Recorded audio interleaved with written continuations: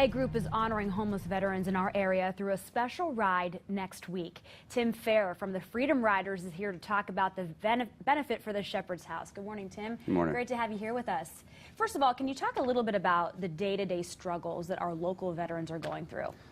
Well, when they come home from the war, a lot of them suffer from PTSD. They come home to Americans who basically shun them for what they did. They feel like they don't have a purpose anymore in the world once they come back because people don't necessarily like what they're doing. But they're fighting for our freedom to give us the ability to do what we do on a day-to-day basis. Do you think a lot of us would be surprised to know how many veterans are actually homeless? I think I did research on that a couple weeks ago, and I think there's like right around 60 or 70%. Oh my gosh. There's a lot of homeless veterans. I think some of us have heard about the Shepherd's House. Can you discuss how the Shepherd's House, what they do to work and help our veterans? They bring homeless veterans in that suffer from PTSD and substance abuse as far as alcohol and drugs. Put them in a house and let them live there rent-free while they go out and get a job, be able to save up their money, actually get back into the community, and they let them see that there's people out there that still care about them, and that they are still an American citizen that people still do love.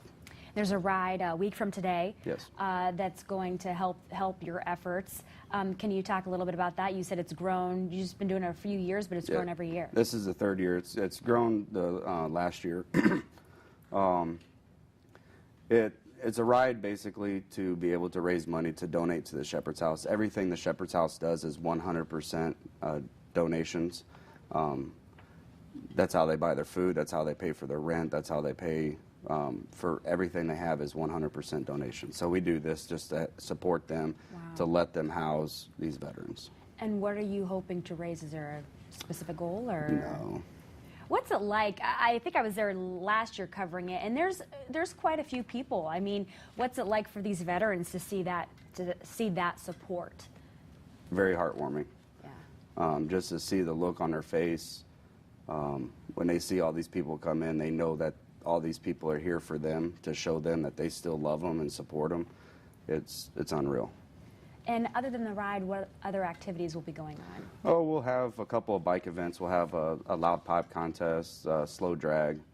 Colts cheerleaders are going to be there taking pictures with everybody who's there.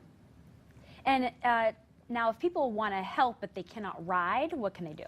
That's fine. If you can't ride, we have Quaker Steak on board during the hours of our event from 1 until 4 o'clock. Quaker Steak's donating 20% of all food sales. So if you can't ride, then they can just come in and order food. All right. Tim, thanks so much for coming in. Thank you. We appreciate it. Well, the ride is Saturday, June 13th at Quaker Steak and Lube off of Coliseum. Registration is at 1 o'clock and the ride begins at 2 o'clock. You can find more about the Freedom Riders at thefreedomriders.org. More news and weather after the break.